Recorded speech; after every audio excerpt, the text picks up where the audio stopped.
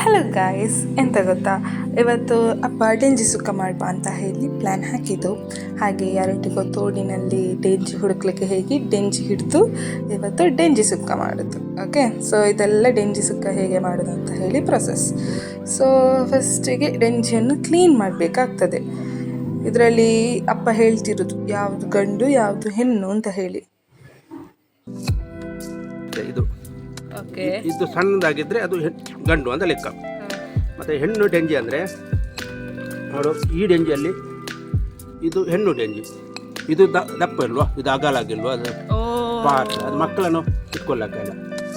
ಇದರಲ್ಲಿ ಮಕ್ಕಳು ಇರ್ತವೆ, ಇದರಲ್ಲಿ ಇರ್ತವೆ, ಈ ರೀತಿ ಇದರಲ್ಲಿ ಮಕ್ಕಳು ಇರ್ತವೆ ಇದರಲ್ಲಿ. ಅಷ್ಟೇ. ಎಷ್ಟು ಚಂದ ಅಲ್ವಾ ಮಕ್ಳು ಹಿಡ್ಕೊಳ್ಳಿಕ್ಕೆ. ಆ ಹೆಣ್ಣು ಕ್ರ್ಯಾಬ್ ಎಷ್ಟು ಚಂದ ಅದಕ್ಕೆ ಸ್ಪೇಸ್ ಮಾಡಿಕೊಂಡಿತ್ತು ಅದರ ಒಳಗಡೆನೆ. ಆ್ಯಂಡ್ ಅಪ್ಪ ಹೇಳಿದರು ಅದರೊಳಗಡೆ ಆಲ್ರೆಡಿ ಮೊಟ್ಟೆ ಇಟ್ಟು ಅದು ಹೊರಗೆ ಹೋಗಿದೆ, ಸೊ ಅದು ಖಾಲಿ ಇತ್ತು ಒಳಗಡೆ ಅಂತ. ಇಲ್ಲಾಂದರೆ ಮರಿ ಸಿಕ್ತಿತ್ತಾ ಅಂತ. ಅವ ನೋಡುದು ನೋಡು.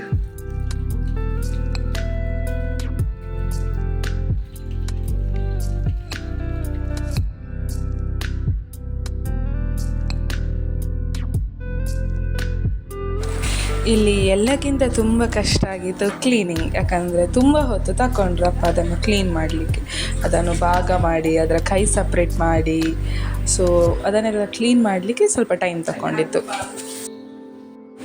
ನೆಕ್ಸ್ಟ್ ಕ್ಲೀನ್ ಮಾಡಿದ್ದಕ್ಕೆಲ್ಲ ಅರಿಶಿನ, ಲಿಂಬೆ ಮತ್ತು ಚೂರು ಉಪ್ಪು ಹಾಕಿ ಚೆಂದ ಅದನ್ನು ಮಿಕ್ಸ್ ಮಾಡಿ ತೆಗೆದಿಡಬೇಕು ಸ್ವಲ್ಪ ಹೊತ್ತು.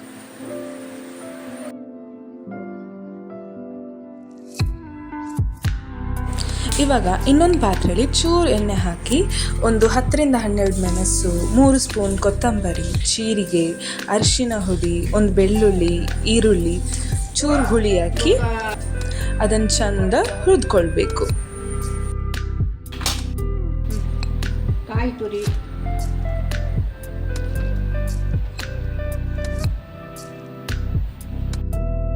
ಇವಾಗ ಇದಕ್ಕೆ ತೆಂಗಿನಕಾಯಿ ತುರಿ ಹಾಕಿ ಚೆನ್ನಾಗಿ ಹುರಿದ್ಕೊಳ್ಬೇಕು. ಒಂದು 10 ನಿಮಿಷ ಹುರಿದ್ಕೊಂಡ್ರೆ ಸಾಕು.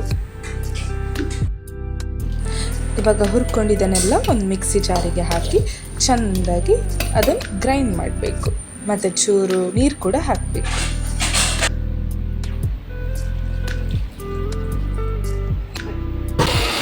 ಮತ್ತು ಇವಾಗ ಮೇನ್ ಪಾತ್ರೆಯಲ್ಲಿ ಚೂರು ಎಣ್ಣೆ, ಬೆಳ್ಳುಳ್ಳಿ, ಈರುಳ್ಳಿ, ಟೊಮೆಟೊ ಹಾಕಿ ಚೆಂದ ಅದನ್ನು ಹುರ್ಕೊಳ್ಬೇಕು. ಆಲ್ಮೋಸ್ಟ್ ಒಂದು 5 to 10 ಮಿನಿಟ್ಸ್ ಹುರ್ಕೊಳ್ಳಿ. ಜಸ್ಟ್ ಒಂದು ಮೀಡಿಯಮ್ ಫ್ಲೇಮಲ್ಲಿದ್ದರೆ ಆಯಿತು.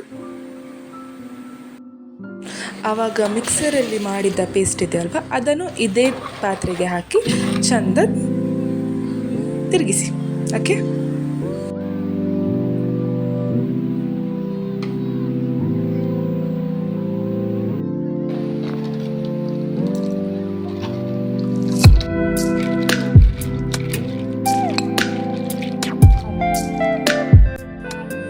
ಇವಾಗ ತಯಾರಿಸಿದ ಮಸಾಲೆಯನ್ನು ಮಣ್ಣಿನ ಪಾತ್ರೆಗೆಲ್ಲ ಹಾಕಿ ಚೆನ್ನಾಗಿ ಕುದಿಯಲು ಬಿಟ್ಟು, ತದನಂತರ ಅದಕ್ಕೆ ತೊಳೆದಿರುವಂತಹ ಸ್ವಚ್ಛವಾಗಿ ಇಟ್ಟುಕೊಂಡಿರುವಂತಹ ಏಡಿ ಪೀಸ್ಗಳನ್ನು ಅದಕ್ಕೆ ಸೇರಿಸಿ ಚೆನ್ನಾಗಿ ಕಲಿಸಿ ಮುಚ್ಚಳವನ್ನು ಮುಚ್ಚಿ ಮಧ್ಯಮ ಉರಿಯಲ್ಲಿ ಸುಮಾರು 25-30 ನಿಮಿಷ ಬೇಯಿಸಿ. ಕೊನೆಗೆ ನೀರಿನ ಅಂಶ ಕಡಿಮೆಯಾಗಿ ಸುಕ್ಕದ ಹದಕ್ಕೆ ಬಂದಾಗ ರುಚಿಕರವಾದ ಮಂಗಳೂರು ಶೈಲಿಯ ಏಡಿ ಸುಕ್ಕ ಸವಿಯಲು ಸಿದ್ಧ.